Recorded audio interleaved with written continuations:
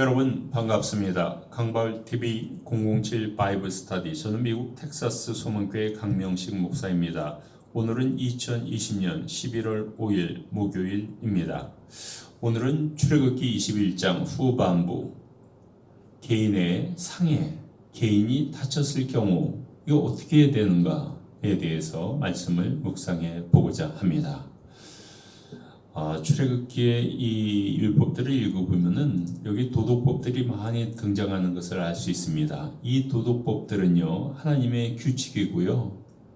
이거는 그 구약 시대만 적용되는 것이 아닙니다.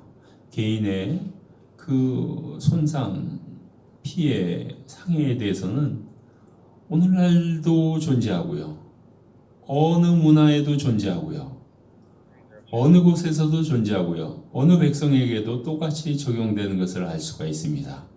개인의 상해는 이렇게 시대를 초월해서 다 똑같이 적용되는 것을 볼 수가 있습니다. 오늘 본문 말씀을 보면요, 폭력과 그리고 장애에 관한 법을 우리가 묵상해 볼 수가 있습니다. 여러분, 머더와 맨슬로터는 구별해야 합니다. 머더는 내가 의도를 가지고 사람을 죽인 살인입니다. 맨슬로터는요, 내가 우연히 실수로 사람을 죽인 경우입니다. 여기에 대해서는 형벌이 따라야 합니다. 그러나 머더에 대한 형벌과 맨슬로터에 대한 형벌은 다를 수밖에 없습니다. 그렇죠? 그 다음에 부모에 대한 살인, 이런 일이 종종 일어날 수가 있어요. 가끔 일어날 수가 있습니다. 이게 존속 살인인데, 왜냐면 같이 살다 보니까 또 미움이 생기고 또 내가 또 형제 가운데 차별을 받고 이러면은 부모도 죽일 수 있어요. 그러니까 부모도 잘해야 되고요, 자녀도 잘해야 되고요, 가족 예배 드려야 되고 믿음으로 하나가 돼야 됩니다. 형제도 죽이잖아요. 가인이 아벨을 죽이지 않습니까? 또 열 형제가 그 요셉을 팔지 않습니까? 조심해야 됩니다. 그리고 개인 상해에 대해서 보상을 어떻게 할 것이냐. 또 종을 때려서는 안 되는데 때렸는데 죽은 거예요. 이럴 경우에는 어떻게 하는가. 그 다음에 보상에 대한 법칙이 있습니다. 주인은 어떻게 보상해야 되고 또 종에 대해서는 어떻게 보상해야 될 것인가. 이런 규칙이 있어야 천부장, 백부장, 50부장, 10부장들이 잘 재판할 수 있으리라 믿습니다. 그 다음에 큰 세 번째로는요, 동물 관리하고요, 또 동물이 피해를 봤을 때 어떤 법칙이 있는가를 알아봐야 됩니다. 여러분, 동물이 사람을 죽이는 경우가 있는데요, 어떨 때 유죄이고 어떨 때 무죄인가 하는 겁니다. 소가 사람을 받아 죽일 수도 있고요, 개가 사람을 물어 죽일 때도 있습니다. 그 다음에 주인이 소홀히 하거나 그래서 이제 동물이 사람을 죽이는 경우 어떻게 배상해야 되는가. 중요한 법이죠. 이러한 법들이 하나하나 다 기록되어 있습니다. 그래서 구약의 율법을 잘 묵상해야 하는 것이 중요합니다. 해석을 잘 해야죠.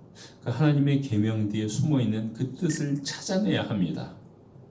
그래서 이걸 하나의 보편적인 법칙을 만들어야 되고요.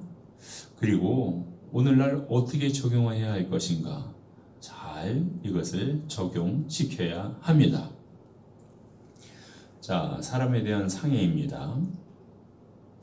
아주 주먹을 가격했는지 몽둥이를 쳤는지 어떤 사람이 죽게 되었습니다. 근데 의도적이 아니라면 그 때린 사람은요, 어느 지정된 도피성으로 도망갈 수 있습니다. 우연히 죽였다면, 실수로, 고의가 아니라면요. 근데 어떤 사람이 의도적으로 계획하에 사람을 살해했다면요, 그 사람은 이제 사형에 처해져야 됩니다. 이거 뭐 어쩔 수가 없습니다. 그러니까 머더는 사형에 처해지고 맨슬로터는 지정된 장소로 빨리 도피성으로 도망가면 됩니다. 그 다음에 부모를 쳐서 죽게 하는 경우가 있어요. 이 사람도 사형입니다. 또 누군가를 유괴했는데 이러면 유괴라는 건 대부분 어린 그 아이들을 유괴하는 경우죠. 사형입니다. 그 다음에 그 유괴 그 어린이를 어디 노예로 판다거나 또 어디 지하방에 계속 가두고 있다면 그 사람도 사형이고요. 부모를 저주해도 사형입니다. 죽여도 사형이지만 저주해도 사형이에요. 왜냐하면 저주한다는 것은 죽이는 거하고 같은 거죠.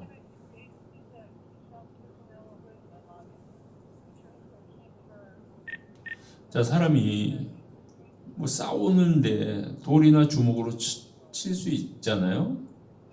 근데 상대방이 죽지 않고 다쳐 있는 경우라면요. 그렇다면은 그 때린 사람은 그렇게 큰 책임을 지지 않습니다. 서로 싸웠기 때문에요. 다른 사람이 걷거나 이럴 수 있다면요.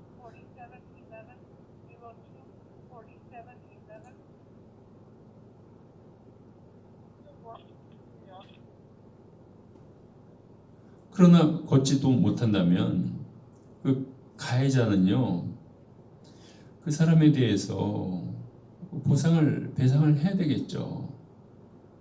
그 피해자가 완전히 날 때까지 배상을 해야 됩니다. 그렇겠죠? 자기 일도 해야 되고 그 사람을 위해서 자기 일을 또 더블로 일해야겠죠. 자, 어떤 사람이 임신부하고 싸웠어요. 근데 심하게 상해로 인해서 아기가 먼저 출산된 거예요. 그러면 가해자는요, 벌금을 내야 되는데 그 집에서 원하는 만큼 내줘야 돼요. 또 재판관이 판결하는 만큼 벌금을 내야 됩니다. 심각한 상해가 있다면요, 어떻게 되냐면 생명은 생명으로, 눈은 눈으로, 이는 이로, 손은 손으로, 발은 발로, 태웠으면 태움으로, 상처는 상처로 대갚아 줘야 됩니다. 그렇죠? 눈에는 눈, 이에는 이입니다. 그러니까 폭력, 싸움 이런 거 하면 안 되겠죠.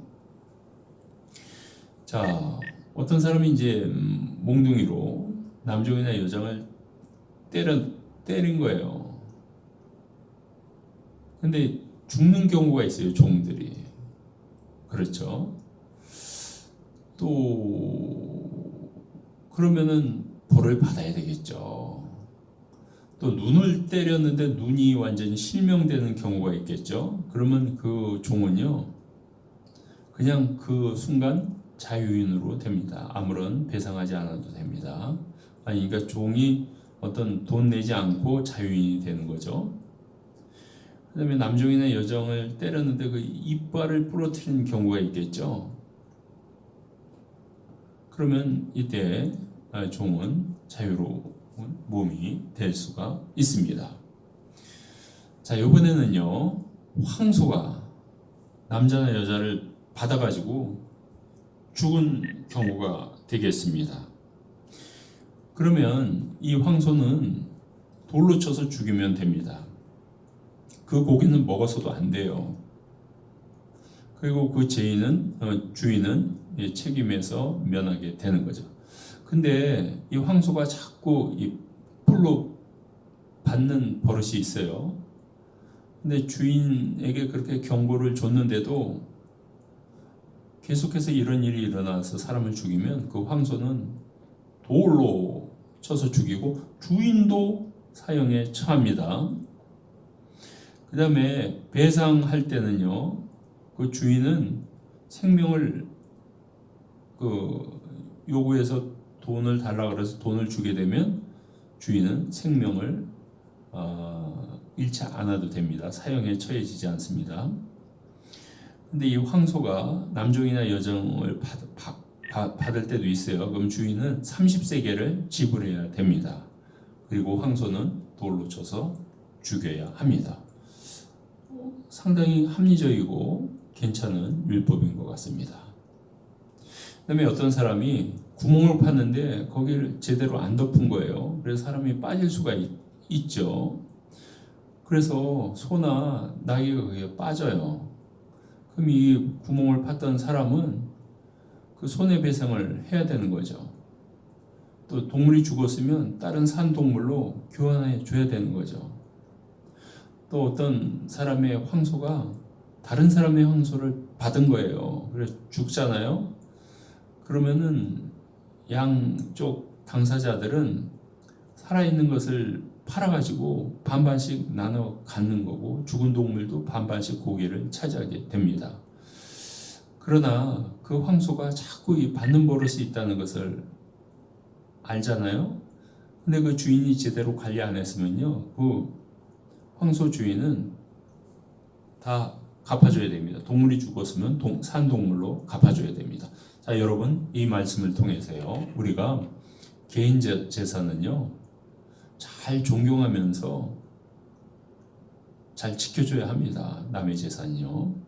또 우리가 실수나 죄를 저질렀다면 그 값을 치러야 합니다. 어쩔 수 없어요. 그 사람이 다 피해를 보게 할 수는 없잖아요. 또 우리는 이 세상에서 살아있는 예배, 그러니까 예배를 교회에서 들고 나가서는 정말 사랑의 예배를, 사랑의 행동을, 사랑의 행위를 실천할 수 있어야 됩니다. 아멘.